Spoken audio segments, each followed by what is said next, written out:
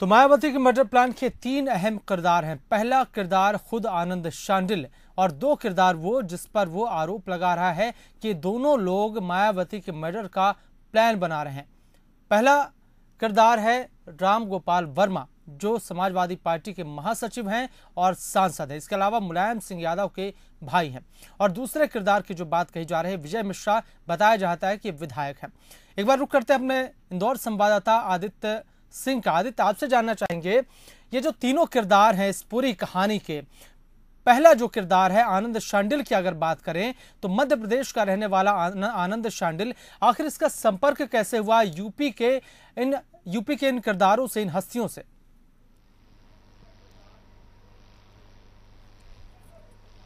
देखिए, आनंद ने जैसे ही अपनी गुनाहों की दहलीज पे दस्तक दी और पहली वारदात को अंजाम देकर जब वो यूपी के लिए फरार हुआ, तो उसी दौरान जब यूपी में सिलसिलेवार घटनाएं जो लगातार अगर बात की जाए तो आनंद पे कई हत्याओं के, करीब आधा दर्जन से ज्यादा हत्याओं के आरोप है। और इसी सिलसिले में वो जेल में जब बंद था, उसी दौरान विजय मिश्रा, जो कि सपा से सांसद है, मौजूदा सांसद हैं समाजवादी पार्टी से, उनकी मुलाकात हुई थी जेल में। और यहीं से शुरू हुआ उस पूरे खेल का ताना बाना। और इस पूरे खेल में एक दिलचस्प बात जो है शैलेंद्र, मैं आपको बताना चाहूंगा कि ये पूरा मामला जो था, ये एक रेत खनन से जुड़ा मामला था। इसमें नंदी गुप्ता जो थे वो एक सत्तारूढ़ पार्टी के एक बहुत ही चमकते हुए नौजवान चेहरे थे, जिसको मायावती सरकार ने एक अहम जिम्मेदारी सौंपी थी। और शायद यही बात कहीं ना कहीं कांवरिया बंधु करके, जिन्हें बाहुबली माना जाता है, जिनके नेतृत्व में, जिनके आशीर्वाद प्राप्त करके, वरदस्त प्राप्त कर शायद विजय मिश्रा जो है एक बड़ी सल्तनत को जो है अपने बाहुबल के दम पर चला रहा था। और उसी दौरान कांवरिया बंधु और नंदी गुप्ता की जब आपस में ठनी, तो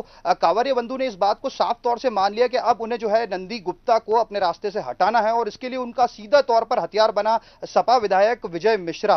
और विजय मिश्रा पर लगातार आरोप और मुकदमे दर्ज किए गए। चूंकि मायावती की सरकार थी, नंदी गुप्ता साफ तौर से अपने पावर का इस्तेमाल करना जानते थे और लगातार नंदी गुप्ता को जो है धमकी दी कांवरिया बंधु ने। लेकिन नंदी गुप्ता ने पलटवार करके सपा विधायक विजय मिश्रा पर मुकदमे पे मुकदमे दर्ज कराया। यही नहीं, इसी मुकदमों से जो है आहत होकर पूरी तरह से रणनीति तय कर सपा विधायक ने यह ठान लिया कि उसे नंदी गुप्ता को रास्ते से हटाना है। और इसके बाद से शुरू हुआ इस पूरे मामले का ताना बाना। और यहां से जमानत पर छूटने के बाद, अपने कुछ समय जेल में छूटने के बाद, वो सीधा महाराष्ट्र पहुंचा, जहां पर उसकी बहन रहती थी। आपको बताना चाहूंगा शैलेंद्र की जो विजय मिश्रा, उसकी बहन पूना के एक बड़े सैनिक, जो फौजी अधिकारी हैं, उनकी पत्नी है। और डिफेंस एरिया में इस बम को छुपाया गया था, जिससे नंदी गुप्ता को उड़ाने की साजिश रची गई थी और नंदी गुप्ता को उड़ाया भी गया। इस पूरे ताने बाने में महाराष्ट्र में कई दिनों तक विजय मिश्रा और आनंद शांडिल रहे। यहां पर एक होटल में पूरी रणनीति तय हुई। कई दिनों तक पूना के गुमनाम इलाके में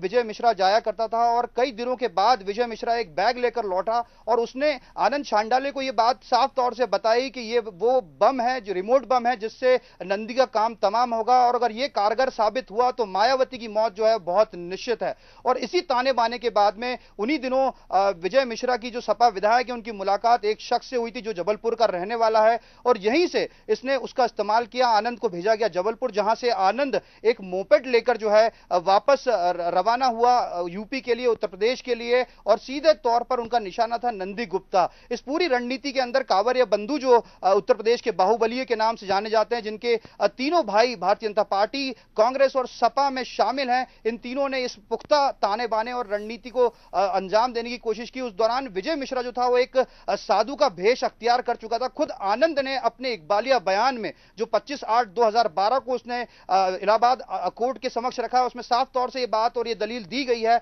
कि उसे पहचानना, विजय मिश्रा को पहचानना बेहद मुश्किल था। चूंकि वो रात दिन विजय मिश्रा के साथ रहा है, इसलिए वो विजय मिश्रा को पहचान पा रहा था। और इसके बाद से शुरू हुआ वो खेल। और जो मोपेड यहां से लेकर वो गया था, वो मोपेड की शक्ल रात भर में बदल दी गई और उसमें वो बम लगा दिया गया, जिससे अगले दिन वारदात को अंजाम देना था। एक कैबिनेट मंत्री की मौत का वक्त मुकर्रर कर दिया गया था। और उसके बाद ये मोपेड उसके घर के ठीक पास में खड़ी कर दी गई। विजय पूरे टाइम मॉनिटरिंग करता रहा और आनंद को उसके इशारे का इंतजार करने को कहता रहा। साधु के भेष में था, इसलिए कोई पहचान नहीं पाया। लेकिन जैसे ही नंदी गुप्ता अपने साथी और अपने प्रोटोकॉल अधिकारियों के साथ बाहर निकले, उस समय आनंद के जहन में सवाल उठा कि नंदी की जो शक्ल हमेशा पोस्टरों में देखी जाती है, वो बेहद गोरे रंग के दिखते हैं, लेकिन यहां पर नंदी काले हैं। इस पर विजय मिश्रा ने कहा कि तुम नहीं जानते, मैं जानता हूं नंदी को, और बटन दबा दो। और फिर वो बटन दब गया, जिसकी भेंट कई मासूम चढ़ गए और प्रदेश के वित्त मंत्री जो थे वो इस पूरे मामले में जो है गंभीर रूप से जख्मी हो गए। और इसके बाद ये दोनों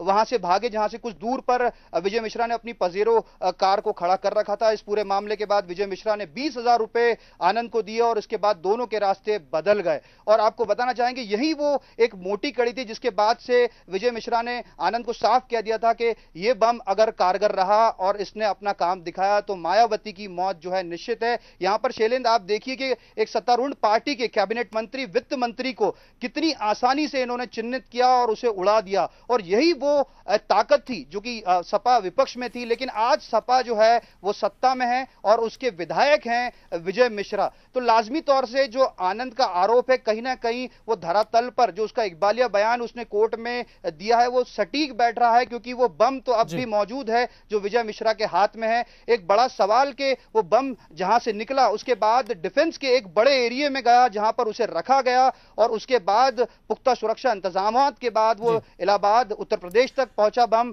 और उसके बाद सीधा उसने अपने निशाने को चिन्हित किया। शैलेंद्र जी आदित्य, आप हमारे साथ बने रहे। एक बार दर्शकों को हम फिर से बता दें कि आखिर ये मर्डर प्लान था किसका।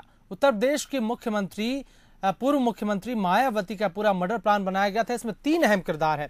पहला जो किरदार सामने आ रहा है वो है समाजवादी पार्टी के महासचिव और मुलायम सिंह यादव के भाई प्रोफेसर राम गोपाल यादव। जैसा सभी जानते हैं कि राम गोपाल यादव का समाजवादी पार्टी की राजनीति में खासा दखल है। राम गोपाल यादव मुख्यमंत्री अखिलेश यादव के चाचा हैं और खुद एक बड़ा नाम है और संभल सीट से सांसद हैं, जिन्होंने इस पूरे मर्डर प्लान का ताना बाना रचा था। ये दूसरा किरदार बताए जाते हैं इस पूरे प्लान का।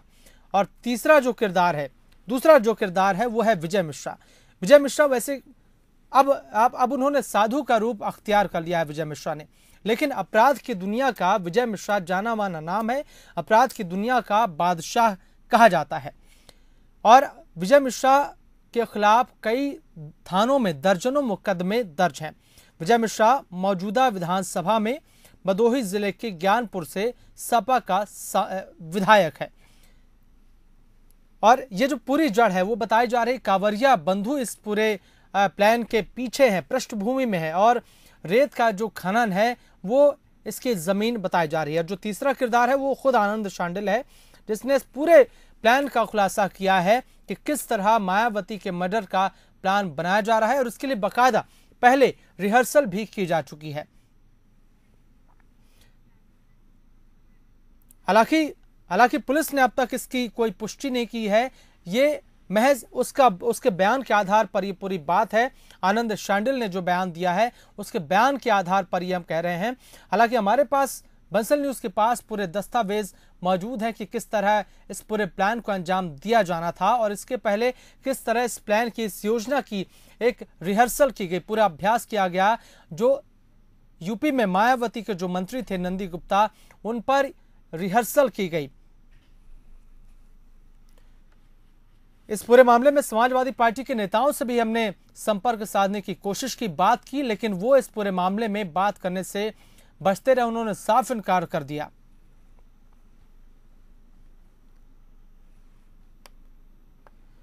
तो आनंद शांडिल जिसका नाम सबसे पहले सामने आ रहा है, आनंद शांडिल जैसा हमने आपको पहले भी बताया था कि हरदा का रहने वाला है आनंद शांडिल और कई सालों तक कई राज्यों की पुलिस इसकी तलाश में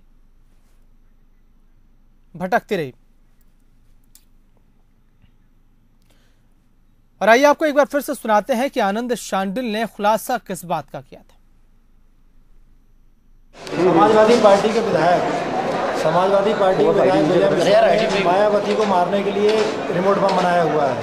एक बम चल चुका है, एक बम मायावती पे चलने वाला है। मैंने इस बात का रहस्योद्घाटन कर दिया है, इसलिए विजय मिश्रा और सांसद राम गोपाल यादव ये 2 लोग मेरी हत्या की साजिश रच रहे हैं। इसको मैंने कोर्ट में लिखकर भी दिया है। अगर मेरी हत्या होती है तो राम गोपाल यादव प्रोफेसर जो मुलायम सिंह के भाई हैं और विजय मिश्रा ये दोनों जिम्मेदार माने जाएंगे। इनको 302 का मुलजिम बनाया जाए और मामले की सीबीआई जांच की जाए। बहरहाल शांडिल के ताजा बयान ने उत्तर प्रदेश की सियासी गलियों में हड़कंप मचा दिया है। अगर उसका दावा सही है तो इससे राजनीति का वो गंदा चेहरा उजागर होता है जहां वर्चस्व की खातिर राजनेता सियासी दाव पे छोड़ अपराध का दामन थामने लगे हैं। हमारे संवाददाता आदित्य सिंह हमसे लगातार जुड़े हुए हैं। आदित्य, जिस तरह का खुलासा किया है आनंद शांडिल ने, उसने ये भी बताया है कि रिहर्सल की गई थी बाकायदा मायावती के मर्डर प्लान से पहले। तो आखिर पुलिस को इस बात की भनक कैसे नहीं लगी?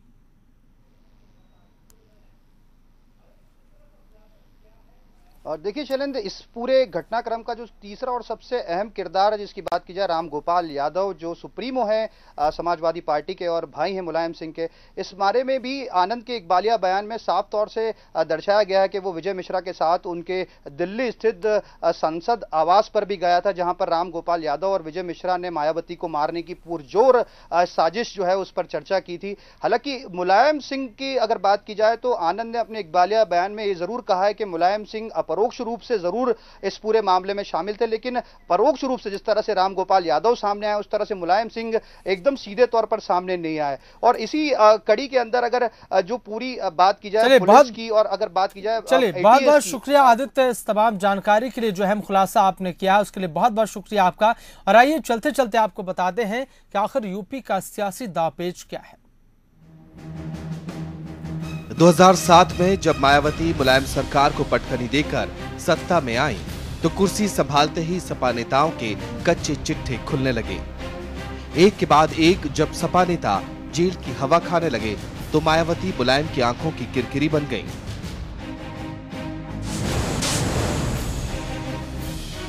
शांडिल्य के मुताबिक यही वो समय था जब मायावती को रास्ते से हटाने का प्लान बनना शुरू हुआ।